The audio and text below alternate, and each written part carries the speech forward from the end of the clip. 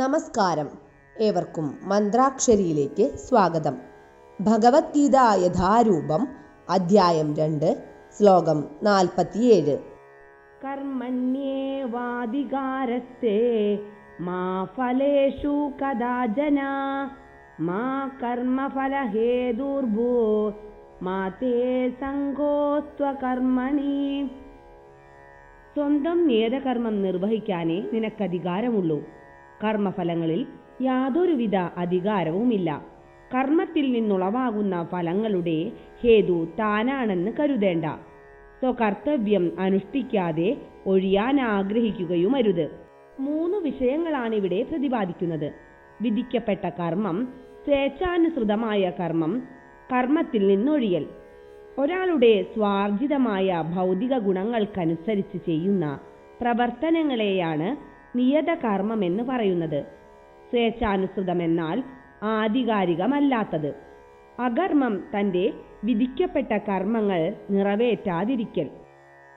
അകർമ്മം പാടില്ലെന്നും ഫലകാംക്ഷ കൂടാതെ തൻ്റെ നിയതകർമ്മം നിർവഹിക്കണമെന്നും ഭഗവാൻ അർജുനനോട് ഉപദേശിക്കുന്നു. കർമ്മഫലത്തിൽ ആകൃഷ്ടനായ ഒരാൾ കർമ്മത്തിൻ്റെ ഹേതുഭൂതനുമാകും. അയാൾ കർമ്മഫലങ്ങൾ ദുഃഖമായാലും സുഖമായാലും അനുഭവിച്ചേ തീരൂ. വിധിക്കപ്പെട്ട കർമ്മങ്ങൾ 3 വിധമുണ്ട്. ദൈനംദിന കർമ്മം, നൈമിത്തിക കർമ്മം, സ്വേച്ഛപ്രകാരം ചെയ്യുന്ന കർമ്മം.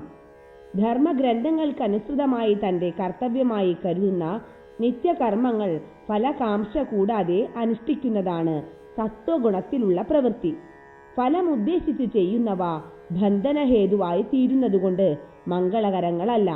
തനിക്ക് വിധിക്കപ്പെട്ട കർമ്മം ചെയ്യാൻ ഏവർക്കും അവകാശമുണ്ട്. പക്ഷേ അത് ചെയ്യുന്നത് ഫലാസക്തിയോടെയാവരുത്. വിധിക്കപ്പെട്ട കർമ്മങ്ങൾ അനാസക്തിപൂർവം നിർവഹിക്കപ്പെട്ടാൽ അത് ഒരാളെ മുക്തിമാർഗത്തിലേക്ക് എത്തിക്കുന്നു. ഫലത്തിൽ ആസക്തനാകാതെ തൻ്റെ കർത്തവ്യമെന്ന നിലയിൽ യുദ്ധം ചെയ്യാനാണ് കൃഷ്ണൻ അർജുനനോട് ഉപദേശിച്ചത്. യുദ്ധത്തിൽ നിന്നൊഴിഞ്ഞു മാറുന്നത് ആസക്തിയുടെ മറ്റൊരു വശമാണ്. അങ്ങനെയുള്ള ആസക്തി ഒരിക്കലും മോചനമാർഗത്തിലേക്ക് എത്തിക്കുന്നില്ല. 2 വിധത്തിലായാലും ആസക്തി ബന്ധനഹേതുവാണ്. അകർമ്മം പാപവും. അതുകൊണ്ട് തൻ്റെ കടമ എന്ന നിലയിൽ യുദ്ധം ചെയ്യുക മാത്രമേ അർജുനന് മംഗളകരമായ മുക്തിമാർഗമായിട്ടുള്ളൂ.